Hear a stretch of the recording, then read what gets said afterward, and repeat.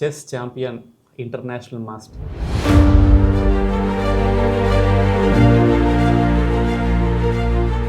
అజయ్ సంతోష్. అజయ్ అని పిలవాలా, సంతోష్ అని పిలవాలా? మీరు ఎలా పిలిచినా పర్లేదు.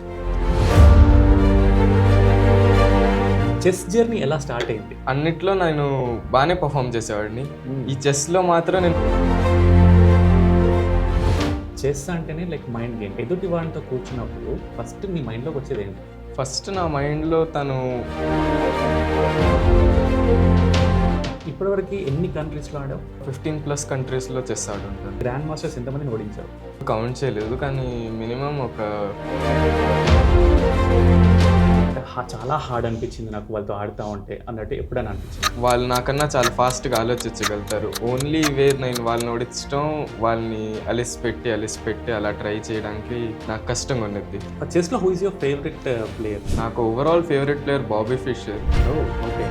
అసలు జర్నీ ఎలా స్టార్ట్ అయింది? ఒక టోర్నమెంట్ కండక్ట్ చేశారు, 5 రౌండ్ టోర్నమెంట్. సర్ప్రైజింగ్లీ అందరు పెద్దోళ్ళని కూడా ఓడించేసాను అక్కడ. 2019లో ఏదైతే స్టార్ట్ చేసావో 2019లో విన్స్ అనేవి చాలా బాగున్నాయి. సడన్గా గ్రాఫ్ ఎందుకు అలా పడిపోయింది? లాక్డౌన్ స్టార్ట్ అయినాక నేను చెస్ ఫస్ట్ రౌండ్ బాగానే ఆడాను, టైం అవుట్ అయ్యి ఓడిపోయాను. సరేలే బ్యాడ్ లక్ అనుకున్నాను. సో ఇంత బాగా ఎంకరేజ్ చేస్తున్న మన అజయ్ సంతోష్ గారు వాళ్ళ నాన్నగారు ఇప్పుడు ఎవరైతే మీకు ఒలింపిక్ మెడల్స్ కానీ టాప్ లెవెల్లో చైనీస్ ప్లేయర్స్ ఉన్నారో వాళ్ళందరినీ కూడా చైనా గవర్నమెంట్ వాళ్ళని దత్తత తీసేసుకుంటుందండి. నార్మల్గా బ్యాక్గ్రౌండ్ ఉందా? లేదండి, మాది చాలా నార్మల్ ఫ్యామిలీ. మా నాన్నగారు కూడా చిన్న. ఇప్పుడు ఇండియన్ గవర్నమెంట్ స్పోర్ట్స్ పరంగా చాలా ఎంకరేజ్ చేస్తుంది, సపోర్ట్ చేస్తుందండి. ఎక్కడ అంటే ఈ 3 లెవెల్లో బాగా ఉంది. 8.5 years వయసులో అప్పుడే చెస్ స్టార్ట్ చేసినప్పుడు ప్రజ్ఞానంద ఒక 28 మందితో ఆడాడు. ఆ 28 మందిలో వీడు కూడా ఒకడు. ఏమైంది అప్పుడు? డ్రా అయింది. ఓకే, అప్పుడే డ్రాగా నిలిచాడు. సో నాకు తెలిసి ఇంకొక 1 yearలో జిఎం అవ్వబోతున్నాడు. అదే ఫుల్ ట్రై.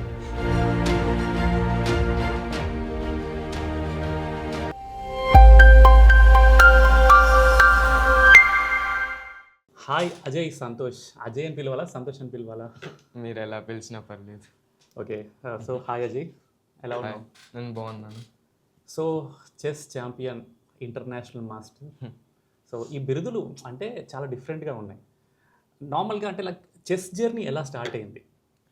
నేను 2019లో చెస్ ఆడటం స్టార్ట్ చేశాను. నార్మల్గా నాన్న ఇంట్లో చెస్ ఆడేవారు. టీవీ వాటి నుంచి దూరంగా ఉంచడానికి. నేను చిన్నప్పటి నుంచి చాలా స్పోర్ట్స్లో ఉన్నా. స్కేటింగ్ చేశాను, బాస్కెట్బాల్ ఆడాను. కానీ అన్నిట్లో నేను బాగానే పర్ఫామ్ చేసేవాడిని.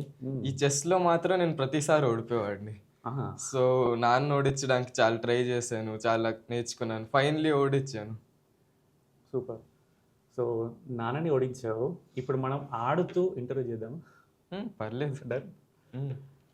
సో ఫస్ట్ మూవ్ మనది కాబట్టి.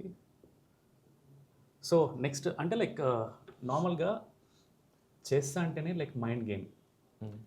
ఎదుటి వాడితో కూర్చున్నప్పుడు, ఆపోజిట్ పర్సన్తో కూర్చున్నప్పుడు ఫస్ట్ నీ మైండ్లోకి వచ్చేది ఏంటి? ఫస్ట్ నా మైండ్లో తను బిహేవియర్ ఎలా ఉంది, తను ఎలా టెన్షన్లో ఉన్నాడా, కాన్ఫిడెంట్గా ఉన్నాడా, లేకపోతే చూస్తున్నాడా, నన్ను ఎలా ఉన్నాడో చూస్తాను.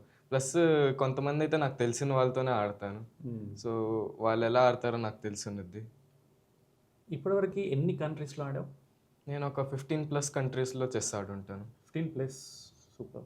అంటే ఇప్పుడు ఈ 15+ కంట్రీస్లో చాలామంది జిఎమ్స్తో కూడా ఆడి ఉంటాను తెలిసి, గ్రాండ్ మాస్టర్స్తో. చాలామంది గ్రాండ్ మాస్టర్స్తో ఆడాను. చాలామంది అంటే లైక్ ఎంతమందిని అంటే గ్రాండ్ మాస్టర్స్ ఎంతమందిని ఓడించావు?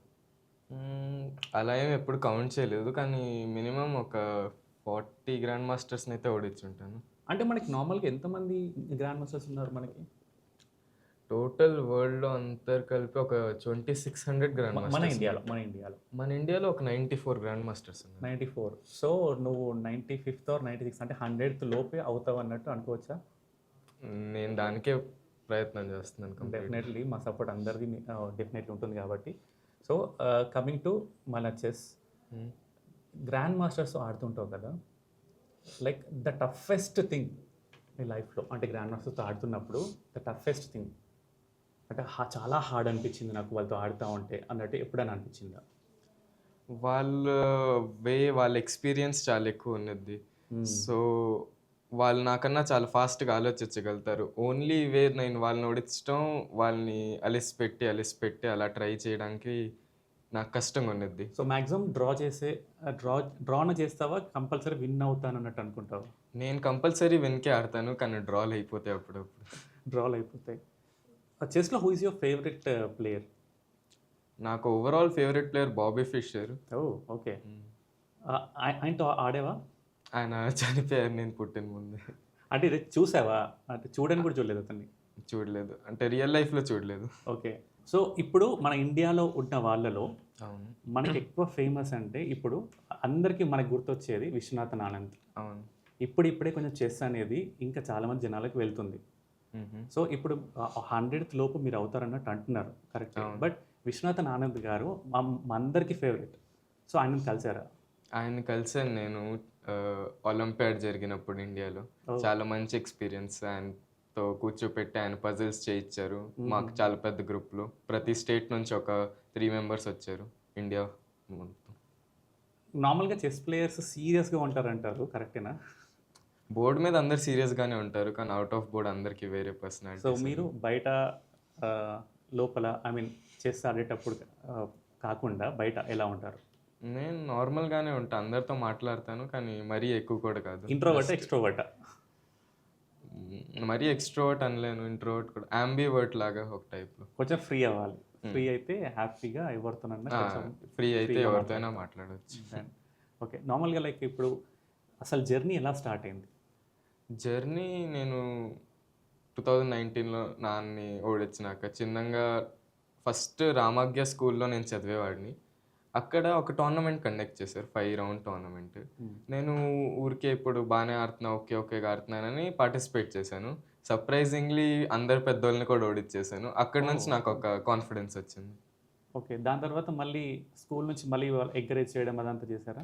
స్కూల్ నుంచి అప్పుడు చాలా ఎంకరేజ్ చేశారు, ఇంటర్ స్కూల్ కూడా ఆడిచ్చారు. దాంట్లో కూడా నేను అందరినీ గెలిచాను. వాళ్ళు చిన్న సపోర్టివ్ మెజర్స్ తీసుకున్నారు. సో నార్మల్గా ఫస్ట్ స్కూల్లో నార్మల్గా ఆడదామని చెప్పేసి అలా ఆడేసరికి పెద్దవాళ్ళు ఓడించావు. అవును. రైట్. దాని తర్వాత స్కూల్ నుంచి ఇంటర్ స్కూల్కి పంపించేసరికి అక్కడ కూడా అందరిని ఓడించావు. అక్కడ కూడా అందరిని ఓడించాను. అప్పుడు డాడీకి తెలిసింది వీళ్ళలో చెస్ టాలెంట్ ఉంది, వీడిని ఆడించాలి. సో ఫస్ట్ ఏ కంట్రీకి వెళ్ళావు గుర్తుందా? నేను ఫస్ట్ 2023 ఆగస్ట్ ఆ టైంలో సర్బియాకి వెళ్ళాను.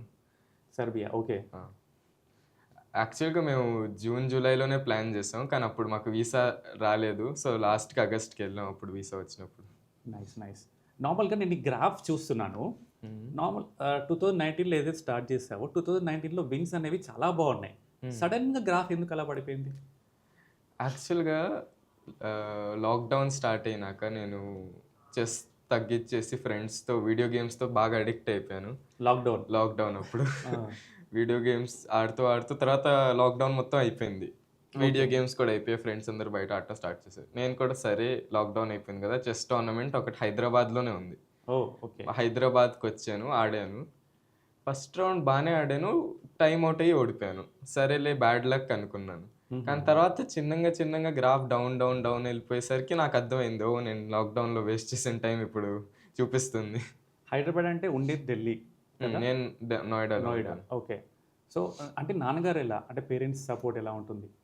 పేరెంట్స్ సపోర్ట్ చాలా బాగున్నది. వాళ్ళు యాక్చువల్గా అయితే సోపేరాల నుంచి చినగంజు అని ఒక ఊరు ఉంది ఆంధ్రాలో, అక్కడ నుంచి నోయిడాకి మైగ్రేట్ అయ్యారు బెటర్ ఆపర్చునిటీస్ కోసం. అక్కడ నుంచే నా చెస్ కూడా స్టార్ట్ అయింది. అంటే ఇప్పుడు ఎలా అంటే పేరెంట్స్ నార్మల్గా ఇప్పుడు ఉన్న జనరేషన్, నువ్వు 9th నుంచి 10thకి వెళ్ళావు, నీకు తెలిసి ఉండకపోవచ్చు. మేము చూస్తుంటాం ఎలా ఉంటుందంటే ఫస్ట్ స్పోర్ట్స్ అనగానే, గేమ్స్ కానీ స్పోర్ట్స్ అనగానే పేరెంట్స్, అంటే మా పేరెంట్స్ అందరు ఎలా ఉంటారంటే ఫస్ట్ నీకు ఎందుకు రా స్పోర్ట్, నీకు గేమ్ అవసరమా, ఫస్ట్ చదువు పైన కాన్సన్ట్రేట్ చేయని చెప్పన్నట్టు అందరు పేరెంట్స్ అంటారు. మీ పేరెంట్స్ కూడా అలాగే అనేవాళ్ళ? మా పేరెంట్స్ అలా ఏం అనలేదు, వాళ్ళు నాకు సపోర్ట్ చేశారు, నీకు ఏమి ఇష్టం ఉందో అది చేయమని. తర్వాత చిన్నగా నేను కూడా బాగా ఆడటం స్టార్ట్ చేస్తే నాకు కూడా ఒక కాన్ఫిడెన్స్ వచ్చింది, సరే దీన్ని మనం పర్స్యూ చేయొచ్చు అని. సూపర్. సో పేరెంట్స్ సపోర్ట్తోనే ఇంత ఎత్తుకే ఎదగలిగావు. అవును, పేరెంట్స్ సపోర్ట్ లేకపోతే ఇక్కడ దాకా రాలేదు. డెఫినెట్లీ. సో ఆడియన్స్ మీకు కూడా ఒకటే చెప్తున్నాను, ఫ్యూచర్ ఒలింపియన్స్ కూడా చాలాసార్లు చెప్తూనే ఉంటాను, పేరెంట్స్ సపోర్ట్ చేయండి. స్పోర్ట్స్ అనేది, స్పోర్ట్స్ ఆర్ గేమ్స్ ఏదైనా సరే పిల్లలకి చాలా ఇంపార్టెంట్. సో చూస్తున్నారు కదా, ఇప్పుడు ఇంటర్నేషనల్ మాస్టర్ అయ్యాడు. ఇంకా కొన్ని రోజులలోనే మనందరి సపోర్ట్తోని గ్రాండ్ మాస్టర్ అవబోతున్నాడు. సో మీకు ఇదొక మంచి ఎగ్జాంపుల్ అన్నట్టు చెప్పొచ్చు. సో కమింగ్ టు యూ, నార్మల్గా చెస్ ఆడేటప్పుడు మేము అబ్జర్వ్ చేస్తుంటాం, గంటలు గంటలు గంటలు గంటలు ఆడుతుంటాం. నార్మల్గా నేను ఆడతాను మ్యాక్సిమం ఒక 15-20 minutes, అంతకన్నా ఎక్కువ మనకి పేషెన్స్ ఉండదు. బట్ వేరే గేమ్స్లో అన్నీ ఆడుతుంటాను. నార్మల్గా అంటే మ్యాక్సిమం టైం నువ్వు ఆడిన చెస్ గేమ్ ఎంతసేపు? నేను 5.5 hours గేమ్ ఆడాను. నాకు 5.5 గుర్తుంది. hours. కానీ రెగ్యులర్గా 4 hours గేమ్ యూజువల్గా జరిగిద్ది మంచి ప్లేయర్స్తో. ఓకే, అంటే నార్మల్గా ఇంత టైం అన్నట్టు ఏమైనా ఉంటుందా చెస్లో? 3 ఫార్మాట్స్ ఉంటాయి, basic formats: rapid, blitz, classical. యూజువల్గా క్లాసికలే మెయిన్ ఫార్మాట్ అంటారు. 1 hour 30 minutes ప్లస్ మీరు ప్రతి మూవ్ ఆడితే క్లాక్లో 30 seconds యాడ్ అయిపోయింది. ఓకే, అందుకని గేమ్స్ చాలా లాంగ్ జరుగుతాయి, ఎందుకంటే ఇన్ని ప్యాటర్న్స్ ఉంటాయి చెస్లో. ఎండ్లెస్ గేమ్ ఇది. ఆలోచిస్తూ ఆలోచిస్తూ టైం వెళ్ళిపోతూ ఉండిద్ది. ఎస్. అంటే నేను కొన్ని గేమ్స్లో చూస్తే, ఇంటర్నేషనల్ గేమ్స్లో టైమర్ అన్నట్టు ఉంటుంది. అలా టైమర్ అదేంటి? నార్మల్గా టైం లేకుండా ఎంతసేపు పడ్డంత అంతసేపు ఆడుతూనే ఉంటారు. అసలు డిఫరెన్స్ ఏంటి అసలు అది? యాక్చువల్గా టైం లేకుండా ఆడితే మనం అన్లిమిటెడ్గా థింక్ చేస్తే గేమ్ వెళ్తూనే ఉండిద్ది. అది ప్రాక్టికల్ కాదు, అలా ఒక టోర్నమెంట్ జరగటం కష్టం. కాబట్టి టైమర్ పెట్టాల్సింది. అందుకనే టాప్ లెవెల్లో టైమర్స్ పెడతారు, ఎందుకంటే టాప్ లెవెల్లో అందరికీ అన్నీ తెలుసు. వాళ్ళు ఓడిపోయే రీజన్ ఒకటి టైం వల్ల, వాళ్ళు ఆలోచించడం లేదు, ఓకే, అలాంటి సిచ్యువేషన్స్. సో అందుకు టైమర్ అనేది కంపల్సరీ. సో ప్రొలాంగ్ చేయొద్దు అని. ప్రొలాంగ్ చేయొద్దు. Right, okay. నార్మల్గా like school life and also ఈ గేమ్ లైఫ్ ఎలా బ్యాలెన్స్ చేస్తున్నావు? నేను 2 బ్యాలెన్స్ చేయాలంటే యూజువల్గా నేనేం చేస్తాను, రోజు చెస్ చేస్తూ ఉంటాను. అప్పుడప్పుడు 1/2 hour 1 hour స్టడీస్ చేస్తాను. కానీ లాస్ట్ ఎగ్జామ్స్ వచ్చే 3 months 2 months ముందు నేను బాగా దాని మీద ఫోకస్ కూడా పెడతాను. ఓకే, సో స్కూల్కి అంటే స్కూల్ వాళ్ళు ఒప్పుకుంటారా నార్మల్గా అలా? యాక్చువల్గా నేను ప్రీవియస్ స్కూల్లో ఉన్నప్పుడు వాళ్ళు ఒప్పుకునేవారు, కానీ చాలా హార్డ్ అయిపోయేది, ఎందుకంటే లాస్ట్ 3 monthsలో వెళ్ళి చేసుకోవటం. అందుకనే నేను ఇంకొక కొత్త స్కూల్ జాయిన్ అయ్యాను. వాళ్ళు నాకు నోట్స్ వాటిలో అన్నిట్లో హెల్ప్ చేస్తున్నారు. ఓకే, సో ఇప్పుడున్న స్కూల్ ఏంటంటే ఓన్లీ 3 months మాత్రమే ఉంటుంది. అంటే వాళ్ళకేం ప్రాబ్లం లేదు నేను ఎప్పుడు వచ్చినా, కానీ వాళ్ళు అట్లా నాకు ఒక ఆప్షన్ ఇచ్చారు, మీరు లాస్ట్ 3 monthsలో వస్తే మేము చదివిస్తామని. సూపర్. అసలు ఇట్లాంటి స్కూల్ ఉంటే ఇంకా మా టైంలో అసలు మొత్తం మేము స్పోర్ట్లోనే ఉండేవాళ్ళం కావచ్చు. But so happy for that. నార్మల్గా అంటే లైక్ ఇప్పుడు ఈ స్కూలింగ్ లైఫ్ ఏదైతే ఉందో కంపల్సరీ చదవాలని పేరెంట్స్ ఎప్పుడు అనలేదా? అంటే కంపల్సరీ చదవాలని అనలేదు, కానీ నాకు కూడా చదవాలని ఉన్నది. చదువు వదిలిపెట్టకూడదు, ఎందుకంటే అది కూడా ఒక పార్ట్ కదా లైఫ్లో. కరెక్టే, కానీ 3 monthsలోనే మరి ఎగ్జామ్స్ క్లియర్ చేసేవాడు. అంటే ఇప్పుడు నేను పెద్ద క్లాసెస్లో లేను, 8th 9th చదివాను, కాబట్టి 8th 9th దాకైతే క్లియర్ చేయగలను. ఇప్పుడు మెయిన్ టాస్క్ 10th వచ్చావు కాబట్టి ఇప్పుడు ఎలా ఉంటుంది అన్నట్టు ఒక పెద్ద టాస్క్ నాకు తెలిసి, అంతేనా?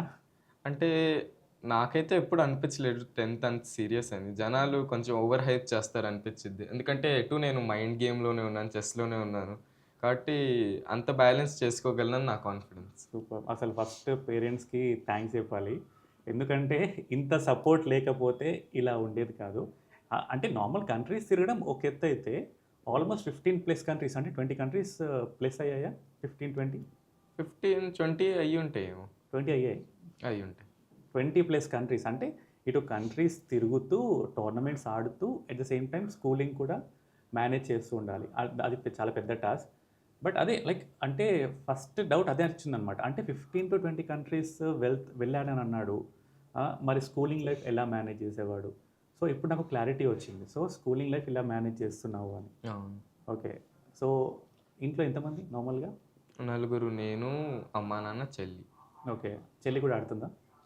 చెల్లి చెస్ ఆడట్లేదు. చెస్ ఆడదు. చెల్లికి ఏమి ఇష్టం ఎక్కువ? చెల్లి స్విమ్మింగ్ ఇంకా జిమ్నాస్టిక్స్ చేస్తుంది. Swimming, gymnastics compulsory. ఫ్యామిలీలో ఒక స్పోర్ట్ అనేది కంపల్సరీ. అలా ఇంట్రెస్ట్ వస్తే చేయిస్తారు.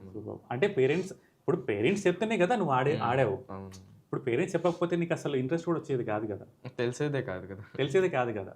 సో వాళ్ళు సపోర్ట్ చేస్తున్నారు కాబట్టి నువ్వు ఇంత ఒక స్టేజ్కి వెళ్ళగలిగావు. సో ఇప్పుడు ఐఎం అయిన తర్వాత వెంటనే నీ ఫీలింగ్ ఎలా ఉంది? యాక్చువల్గా నేను ఐఎం నామ్స్ అని ఉంటే అట్లాంటి 14 మిస్ చేశాను. అందుకనే నాకు సడన్గా ఐఎం అయ్యేసరికి చాలా హ్యాపీగా ఫీల్ అయ్యాను నేను. ఫైనలీ ఈ ఒక్క టార్గెట్ అయిపోయిందని. అంటే లాక్డౌన్ తర్వాత కదా ఐఎం అయింది? లాక్డౌన్ తర్వాత అయ్యి. లాక్డౌన్లో మరి ఆ టైంలో అనిపించలేదా? అంటే అంత గ్రాఫ్ మొత్తం పడిపోయేసరికి అసలు ఏంటిది అని ఎప్పుడన్నా ఆలోచించాం? అంటే డాడీ వాళ్ళు ఏమైనా తిట్టారా? ఏంటి అసలు మనం కాన్సన్ట్రేట్ చేయట్లేదు ఏంటి అని చెప్పి ఏం తిట్టలేదా నేను? డాడీ వాళ్ళు యాక్చువల్గా తిట్టకుండా ఇంకా సపోర్ట్ చేశారు. ఇప్పుడు తగ్గిపోయావు నువ్వు, ఇప్పుడు మళ్ళీ కమ్బ్యాక్ చేయాల్సిందే అని ఓకే, జస్ట్ ఎంకరేజ్ చేశారు. ఎంకరేజ్ చేశారు. Super super. సో ఐఎం ఇప్పుడు అయిన తర్వాత ఫస్ట్ ఎవరితో అంటే ఒకరితో మెయిన్ పర్సన్ ఎవరైనా ఉన్నారా? ఎవరితో ఆడావు? ఆడానా గేమ్? ఎవరితో ఆడి ఐఎం అయ్యావు? ఎగ్జాక్ట్గా నాకు గుర్తులేదు పేరు. ఏ టోర్నమెంట్ అంటే ఏ కంట్రీలో గుర్తుందా? సెర్బియాలో ఆడాను, రూడార్ ఓపెన్ అని. సెర్బియాలో ఒక టోర్నమెంట్లో లాస్ట్ రౌండ్ డ్రా చేస్తే అయ్యాను. సూపర్. నార్మల్గా ఎన్ని పాయింట్స్ ఉన్నాయి ఇప్పుడు నీకు? అంటే నార్మల్ పాయింట్స్ లాగా కౌంట్ చేస్తుంటారు కదా, దాని మీదకి వెళ్ళి ఐఎం కానీ జిఎం కానీ ఇలా ఉంటుంది కదా, అసలు ఎలా ఈ స్ట్రక్చర్ ఎలా ఉంటుంది అసలు ఇది? యాక్చువల్గా ఇది రేటింగ్ సిస్టమ్ అనేది ఉన్నది. మీరు గెలిస్తే మీకు పాయింట్స్ యాడ్ అవుతాయి, మీరు ఓడిపోతే తగ్గుతాయి. బేసికలీ అపోనెంట్ రేటింగ్ మీకన్నా ఎక్కువ ఉంటే మీరు డ్రా చేసినా పెరిగిద్ది, అపోనెంట్ మీకన్నా తక్కువ ఉంటే డ్రా చేసినా తగ్గిద్ది.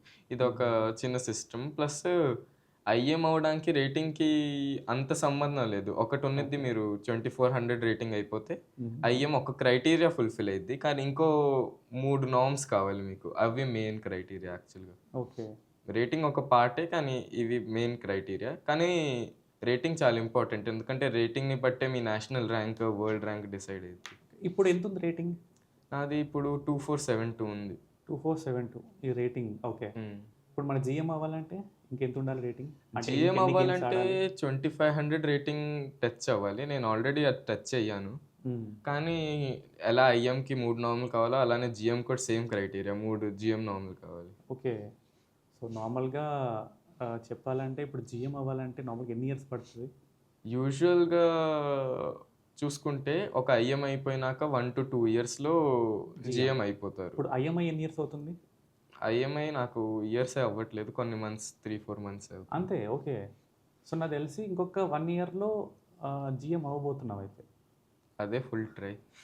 ఓకే, జిఎం ఒకటే హై కదా, దానికన్నా ఇంకా ఏమైనా ఉంటుందా చెస్లో? టైటిల్లో జిఎంఏ హైయెస్ట్, కానీ తర్వాత మీరు రేటింగ్ ఎంత పెంచుకోగలితే అంత. సో జిఎం తర్వాత మన రేటింగ్ మీదకి వెళ్ళి మన గ్రాఫ్ మీదకి వెళ్ళి చూస్తుంటారు అనమాట. So is in the top అన్నట్టు. సో ఇండియాలో మొత్తం ఎంతమంది జిఎంస్ అన్నారు? 94 ఉన్నారు. 94. మన ఇక్కడ మన తెలుగు స్టేట్స్లో? మన తెలంగాణలో అయితే 6 జిఎంస్ ఉన్నారు. తెలంగాణలో. ఆంధ్రాలో ఒక 3-4 ఉన్నట్టున్నారు. సో కంబైన్డ్ తెలుగు స్టేట్స్లో 10 మంది ఉన్నారు. సో ఇప్పుడు నువ్వు ఆడేది యూపీ నుంచి, రైట్? నేను అక్కడే పుట్టి పెరిగాను కాబట్టి అక్కడే ఆడుతున్నాను. ఓకే, అక్కడ నుంచి ఆడుతున్నావు. బట్ ఇంట్లో లైక్ అక్కడ నార్మల్గా తెలుగు చదవడం అట్లాంటివి ఏమి ఉండదు కదా? లేదు. నార్మల్ చదవచ్చా తెలుగు? కొంచెం అంత మరీ రాదు. అంటే నాన్న చెప్తుంటారా ఇంట్లో? ఇంట్లో తెలుగులోనే మాట్లాడతాం, కానీ మరీ రాయటం అలవాట్లేదు, ఎందుకంటే యూస్ చేయము, ఇంగ్లీష్లోనే రాస్తాం ఎక్కడ చేసిన. కరెక్టే, కాకపోతే నార్మల్గా ఇప్పుడున్న స్కూల్స్ ఇక్కడ గురించి చెప్తున్నాను. కొన్ని స్కూల్స్ ఎలా అంటే తెలుగు అనేది లేదనమాట. మళ్ళీ ఇప్పుడు రూల్ పెట్టారు. సో చాలా మందికి తెలుగు రాయడం కూడా రాదు. ఇంట్లో వాళ్ళ అంటే చాలామంది పేరెంట్స్ నేర్పించేవాళ్ళు అనమాట తెలుగు ఇలా అవన్నీ నేర్పడం. అలా పేరెంట్స్ నేర్పించారు ఎప్పుడైనా? స్టార్టింగ్లో ఈలు కొన్ని నేర్పించారు పేరెంట్స్, నాకు నా చెల్లికి. నాకు తెలిసి ఇప్పుడు ఇక్కడికి వచ్చిన తర్వాత నీకు కార్ లేదు, ఏం లేదు. ఫస్ట్ సపోజ్ నీకు నార్మల్గా ఏదైనా ఏరియాకి వెళ్ళమని చెప్తాము. చెప్తే నార్మల్గా బస్సు దాన్ని చదవడం అని వచ్చా? బస్ పైన ఫర్ సపోజ్ పటాన్ చెరువు తెలుగులో ఉంటుంది, ఇక్కడ లేదు, అంత చదవలేను. ఓకే, సో ఇన్ని కంట్రీస్ తిరిగావు కదా. సో ఎక్కడైనా సరే ఏదైనా టోర్నమెంట్లో చాలా ఆక్వర్డ్ థింగ్ ఏదో ఒకటి ఉండే ఉంటుంది, ఏదైనా జరిగిందా నీ లైఫ్లో? అంటే ఒకసారి కొన్ని టోర్నమెంట్స్లో రూల్స్ ఉంటాయి, 30 మూవ్ రూల్ అని. 30 మూవ్ రూల్ బేసికలీ ఏంటంటే 30 మూవ్స్ దాకా మీరు మీ అపోనెంట్ డ్రాకి అగ్రీ అవ్వలేరు. సో ఒకసారి ఏమైందంటే నేను నా అపోనెంట్ ఈక్వల్ పొజిషన్, కంప్లీట్లీ ఎవరు గెలవలేమని ఖచ్చితంగా తెలిసిపోయింది. తర్వాత మేము డ్రా అగ్రీ అయిపోయాం. తర్వాత ఏమైందంటే ఆర్బిటర్ వచ్చి ఈ రూల్ ఉంది మీకు తెలీదా, డ్రా అగ్రీ చేయకూడదని ఆడిచ్చారు. మేము ఆల్రెడీ డ్రా అగ్రీ అయిపోయాం కదా, స్పోర్ట్స్ మెన్ స్పిరిట్ కదా. ఇప్పుడు మేమేమో ఆలోచించాం 30 మూవ్స్ ఆడేసి డ్రా అగ్రీ అయిపోతాం అని ఆలోచించాం. ఓకే. ఏమైందంటే తను ఫాస్ట్లో ఆడేస్తూ బ్లండర్ చేసేసాడు. నన్ను అలా చూస్తున్నాడు, ఇప్పుడు వీడు డ్రా ఇస్తాడా లేకపోతే గెలిచేస్తాడా ఏం చేస్తాడా అని. ఓకే. నేను ఇచ్చేసాను, కానీ అది చాలా ఆక్వర్డ్ అనిపించింది అప్పుడు తనకి నాకు, ఎందుకంటే తను బ్లండర్ చేసేసాడు కదా. ఓకే. ఓకే. సో నార్మల్గా మనకు స్పోర్ట్స్ అండ్ గేమ్స్లో ఎలా ఉంటుందంటే సరైన ఒక సదుపాయాలు ఉండవు. సో అలాంటి టైంలో ఎలా అంటే వాళ్ళు ఎక్కడంటే అక్కడ ఉండడం కానీ ప్లేయర్స్ అలా జరుగుతుంటుంది. నీ లైఫ్లో అలా ఏమైనా జరిగిందా? టోర్నమెంట్ పేరు తీసుకొని కానీ నేను ఒక చోటుకి వెళ్ళాను. అక్కడ నేను first seed basically. Okay. So వాళ్ళకి నేనుంటే టోర్నమెంట్ చాలా యూజ్. సో నేను కొంచెం మాట్లాడాం, వాళ్ళు ఏమన్నారంటే నాకు హోటల్ ఇస్తారన్నారు. నేను ఓకే అన్నాను. అందుకని నేనేమీ చూడలేదు అక్కడ ఏదైనా ఉన్నాయా లేదా. అక్కడికి వెళ్ళాను, వాళ్ళు కాల్ చేశాను హోటల్ ఎక్కడో చెప్పండి అంటే ఒక లొకేషన్ పంపించారు. నేను అక్కడ లోకల్ కాదు కాబట్టి నాకు తెలియదు. నేను ఆ లొకేషన్కి వెళ్ళిపోయాను. అక్కడ ఒకళ్ళు నాకేం చెప్పారంటే క్లాస్ రూమ్ ఉంది, నార్మల్ క్లాస్ రూమ్ కూడా కాదు, చాలా లో end like village type class room. అక్కడ 2 బెంచ్లు కంబైన్ చేసి అక్కడ పడుకోమన్నారు. ఓకే. ఇంకా వేరే ఏం ఆప్షన్ లేదు, రేపు రౌండ్ ఉంది కాబట్టి అక్కడే పడుకొని రేపు రౌండ్ ఆడాను. నెక్స్ట్ రోజు రౌండ్ ఆడావు. I think that's the toughest job. ఎందుకంటే చెస్ ఆడే వారికి నైట్ ప్రాపర్ స్లీప్ ఉంటేనే నెక్స్ట్ రోజు మార్నింగ్ హ్యాపీగా ఆడగలడు అన్నట్టు నేను విన్నాను. నేను అంటే నైట్ స్లీప్ ఆఫ్ కోర్స్ చాలా ఇంపార్టెంట్, కానీ దానికన్నా మోటివేషన్ ఎక్కువ ఇంపార్టెంట్. రేపు ఆడాల్సిందే కాబట్టి నేను. ఇప్పుడు ఇది జరిగింది ఇక్కడ ఇండియాలోనేనా వేరే కంట్రీ? అది ఇండియాలోనే జరిగింది. ఇండియాలోనే. ఓకే. దెన్ నెక్స్ట్ రోజు మరి ఏం జరిగింది మళ్ళీ? అంటే ఆడావా? ఆడి లైక్ అప్పుడే మెడల్ లైక్ గోల్డ్ సిల్వర్ అలా? నేను సెకండ్ వచ్చాను ఆ టోర్నమెంట్. వావ్, సూపర్ అసలు. అంటే అంత కష్టపడి ఆ రోజు నైట్ బెంచ్ పైన అలా పడుకొని నెక్స్ట్ రోజు చాలా ఇన్స్పైరింగ్ స్టోరీస్ ఉంది అబ్బా నీ దగ్గర. Okay, nice. సో అజయ్, నార్మల్గా విన్నింగ్స్ అండ్ లూస్ ఓడిపోవడాలు ఇవన్నీ మామూలుగా సహజం గేమ్లో. గెలిచినప్పుడు ఎలా ఫీల్ అవుతావు నార్మల్గా? గెలిచినప్పుడు ఫస్ట్ అయితే రిలీఫ్ వచ్చింది, గేమ్ అయిపోయింది. ఓకే. తర్వాత కొంచెం హ్యాపీనెస్ వచ్చింది, కానీ తర్వాత కొంతసేపట్లో ఇమీడియట్గా రియలైజేషన్ వచ్చింది, ఈ గేమ్ లాస్ట్ గేమ్ కాదు కదా, నెక్స్ట్ గేమ్ కూడా ఉంది. సో మళ్ళీ back to square one, next game preparation. అంటే లైక్ నువ్వు I think 9th 10th standard కాబట్టి ఓవర్ కాన్ఫిడెన్స్ ఎప్పుడన్నా వచ్చిందా? ఓవర్ కాన్ఫిడెన్స్ ఈ మధ్యలో ఎప్పుడు రాలేదు, చిన్నప్పుడు వచ్చింది. కానీ తర్వాత నాకేమర్థమైందంటే ఎవరిని అండర్ ఎస్టిమేట్ చేయడం మంచిది కాదు. అది తెలియని ఏజ్. ఇప్పుడు నాకు తెలిసి అంత పెద్ద తెలియదేమో, నా నుండి సపోర్ట్ చేస్తున్నారు.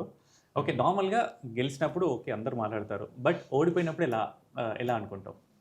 How do you? అంటే ఫస్ట్ నేను నా ఫీలింగ్స్ని కొంచెం మేనేజ్ చేసుకుంటాను. బయట నుంచి నార్మల్గానే ఉండడానికి ట్రై చేస్తాను. చూడ్డానికి కూడా బయట నుంచి నార్మల్గానే ఉంటాను, వీడు గెలిసే ఉంటాడని జనాలు అనుకుంటారు, కానీ లోపల చాలా కాంప్లెక్స్ ఫీలింగ్స్ జరుగుతూ ఉంటాయి.